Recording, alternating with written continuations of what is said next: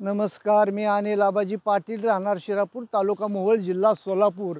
पहिल्या प्रथम सर्व पत्रकार बांधवाला, मीडियाला माझी हात जोडून विनंती आहे। मी आज मोहोळ तालुक्यात शिरापूर येथे शिना नदीच्या काठावर उभा आहे। आज माझ्या शेतकऱ्याचं ह्या शिना नदीच्या पाण्यानं पुरानं बघा ही ऊस आहे, त्या ऊसाचं काय झालंय बघा, या ऊसात काय राहणार आहे माझ्या शेतकऱ्याचं।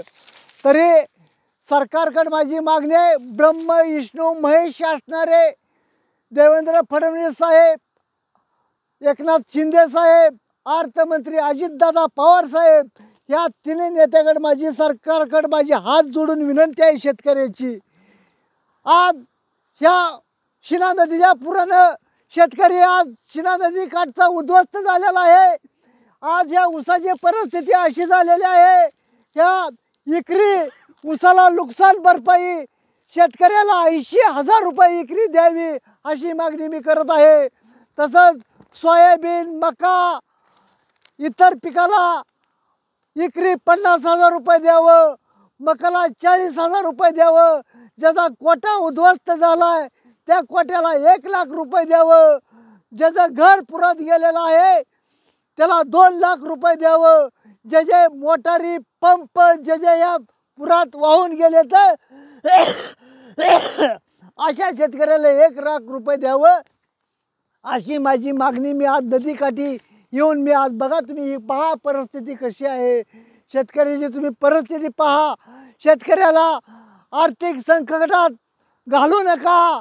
आम्ही मुख्यमंत्री व एकनाथ शिंदे साहेब, अजितदादा अर्थमंत्री, तुम्ही शेतकऱ्या पाठीशी खंबीरपणे उभे राहा।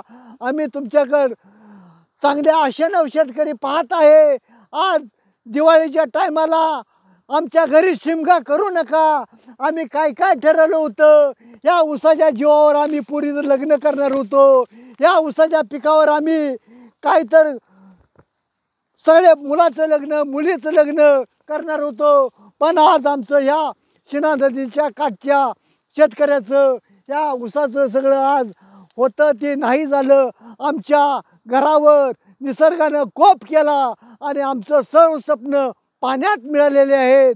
तरी आमचं सर्व पत्रकार बांधवाला विनंती आहे, या आमची सर्व बातमी मुख्यमंत्र्यापुतोर, उपमुख्यमंत्री, अर्थमंत्र्यापुतोर पोचवावी हीच पत्रकार बांधवाला विनंती आहे।